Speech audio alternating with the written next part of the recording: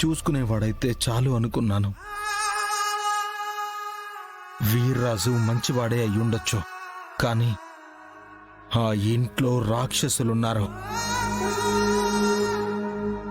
ప్రేమానురాగాలు పంచేవాళ్ల ఇంటికి పంపించాలనుకున్నాను. అక్కడ పగ ప్రతీకారాలతో ద్వేషించే ఇంటికి కోడలిగా వెళ్ళిపోయింది.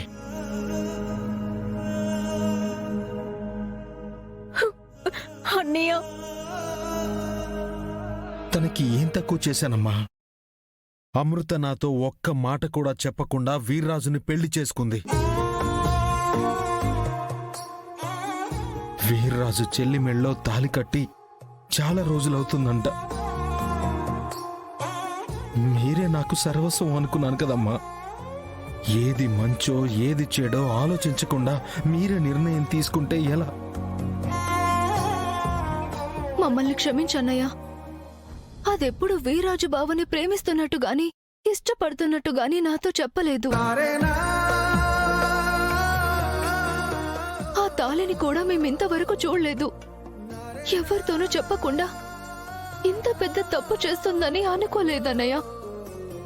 వీర్రాజు ప్రేమిస్తున్నాడు, ఆ ఇంట్లో సంతోషంగా ఉండొచ్చు అనుకున్నట్టుందమ్మా.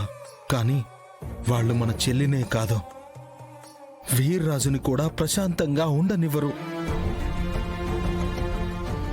నా చెల్లి నాకు చెప్పకుండా నరకంలో అడుగు పెడుతుందని నేనెప్పుడు అనుకోలేదమ్మా.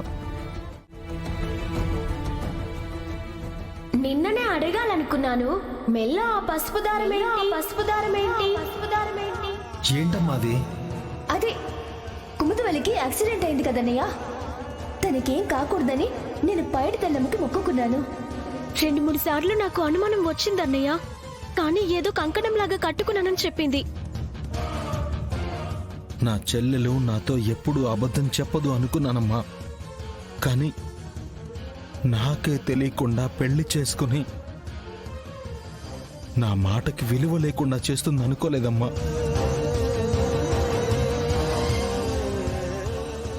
ఇప్పుడేమైంది బావా? దేవరాజు అన్నయ్యలాగా వీర్రాజు అన్నయ్య కసాయివాడు కాదు. తను చాలా మంచివాడు. అమృత సంతోషంగా ఉంటుంది. పైగా ప్రేమించింది కాబట్టి తనకి ఆ నరకం కూడా స్వర్గంలో ఉండొచ్చు. ఎలా ఉంటుంది? ఆ ఇంటి బిడ్డైనా మీ గౌరక్క జీవితాన్నే అన్యాయం చేసిన వాళ్ళు నా చెల్లెల్ని ప్రశాంతంగా ఎలా బ్రతకనిస్తారు?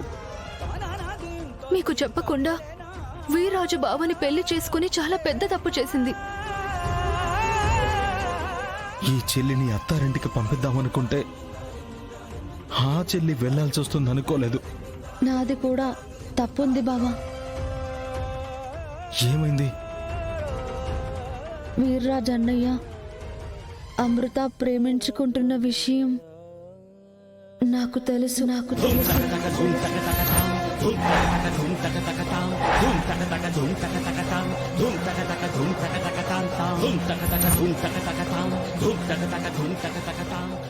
నీకు సమయం చూసి చెప్దామనుకున్నాను, కానీ ఈలోపే పెళ్లి చేసుకున్నారు.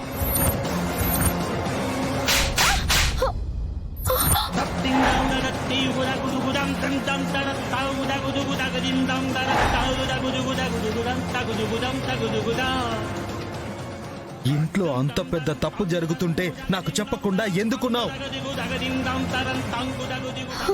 పర్లేదు బావా, నువ్వు కొట్టినా నాకేం బాధ లేదు.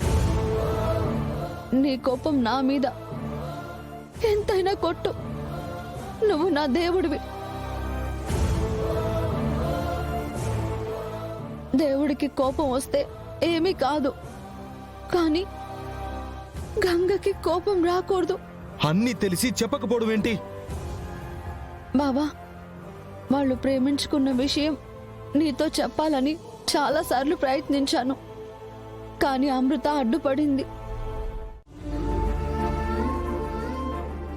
ఈ లోపే అమృతకి నువ్వు సంబంధం తీసుకురావడం, వీర్రాజు అన్నయ్యకి తెలియకుండా పెద్దనాన్న వాళ్ళు పెళ్లి చూపులకి తీసుకెళ్లడం వల్ల ఇద్దరూ తొందరపడ్డారనిపిస్తోంది.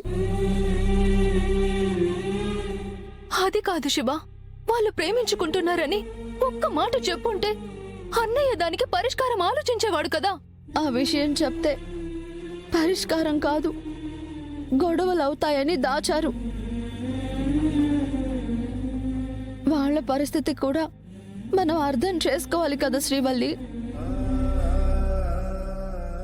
శ్రీవల్లి పెళ్లి చేయాలనుకుంటే అప్పుడు నాగవల్లి పెళ్ళైపోయింది. ఇప్పుడు అమృత తనే పెళ్లి చేసుకుని వచ్చింది.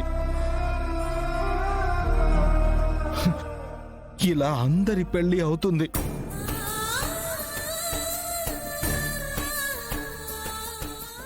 కానీ నా మాటకే కట్టుబడున్న శ్రీవల్లి పెళ్లి మాత్రం జరగడం లేదు.